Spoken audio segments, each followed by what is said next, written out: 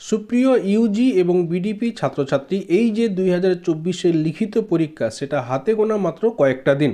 তাই এই সময়টাকে আপনারা কাজে লাগান এবং এই সময়টাকে যদি আপনারা ঠিকঠাক কাজে লাগাতে পারেন তাহলেও কিন্তু একটা ভালো নাম্বার নিয়ে পাস করতে পারবেন। এই রকম অনেক সুপ্রিয় ছাত্রছাত্রীদের আমাদের সাথে কথা হয়েছে বা কথা হয়, তারা কিন্তু সারা বছর বিভিন্ন রকম কারণবশত পড়াশোনা করতে পারেননি, কিন্তু এই শেষ যে কয়েকটা দিন, এই কয়েকটা দিনে হয়তো নিজেদের বইপত্র বা কোথাও থেকে নোটপত্র নিয়ে পড়াশোনা করে খুব ভালোভাবে কিন্তু পাস করতে পেরেছে। তাই সুপ্রিয় ছাত্রছাত্রী, আপনাদেরকে বলবো এতদিন যা হয়েছে এই যে কয়েকটা দিন রয়েছে, এই কয়েকটা দিন আপনারা অবশ্যই মন দিয়ে পড়াশোনা করুন, এই কয়েকটা দিনকে কাজে লাগান। এখানে সুপ্রিয় ছাত্রছাত্রী, আপনারা অনেকেই জানতে চাইছেন যে অ্যাডমিট কার্ড নিয়ে বিভিন্ন রকম কানাঘুষো আমরা শুনতে পাচ্ছি। অ্যাডমিট কার্ড আমরা যখন ডাউনলোড করতে যাচ্ছি, ইউ আর নট এলিজিবল, এইরকম কিছু একটা দেখাচ্ছে।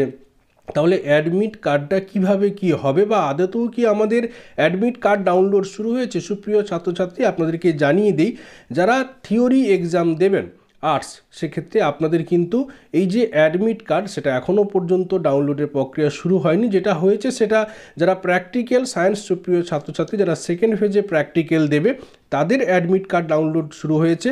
তো সেই কারণে আপনারা যখন আপনাদের এনরোলমেন্ট নাম্বারটা দিচ্ছেন তখন কিন্তু আপনাদের ডাউনলোড করতে দিচ্ছে না, কারণ আপনাদের সেই যে পোর্টাল, সেই লিঙ্ক সেটা কিন্তু এখনও অ্যাক্টিভ হয়নি।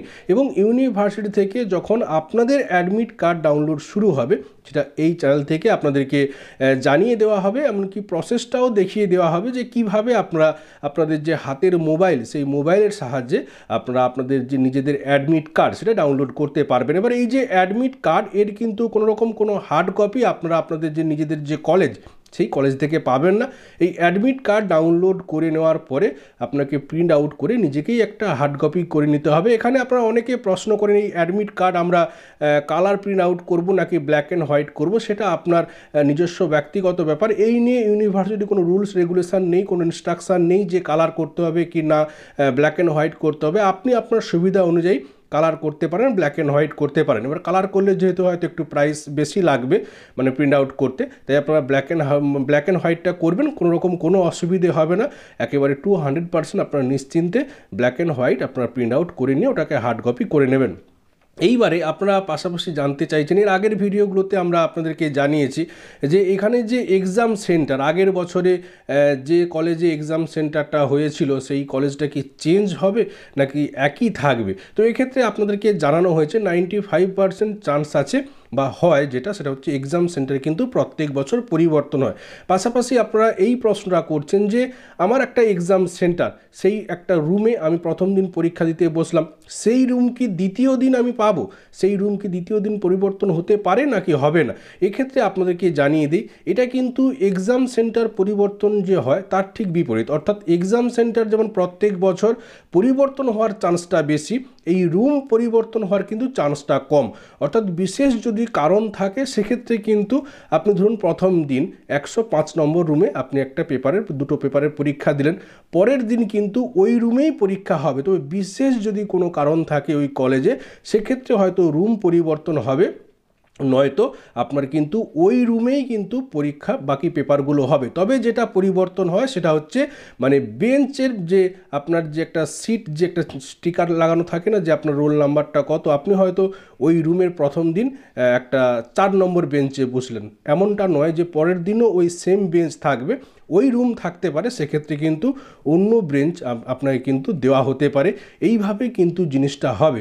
অর্থাৎ এই যে রুম পরিবর্তনের কথা যেটা আপনারা জানতে চাইছেন, সেটা হচ্ছে এর কিন্তু বিশেষ কারণ যদি থাকে সেক্ষেত্রে পরিবর্তন হয়, না হলে কিন্তু ওই সেম রুমই থাকবে, তবে বেঞ্চগুলো কিন্তু ঘুরিয়ে ফিরে আপনার কিন্তু সিট পড়বে। এইবারে পাশাপাশি আপনারা আরও জানতে চাইছেন এই যে ওই যে রুম, ওই রুমে একটি বেঞ্চে কতজন করে ছাত্রছাত্রীদের বসতে দেওয়া হবে। সুপ্রিয় ছাত্রছাত্রী, এখানে 3 জন করে বসতে দেওয়া হয় ম্যাক্সিমাম ক্ষেত্রে, না হলে 2 জন, তবে 3 জনটাই বেশি হয়।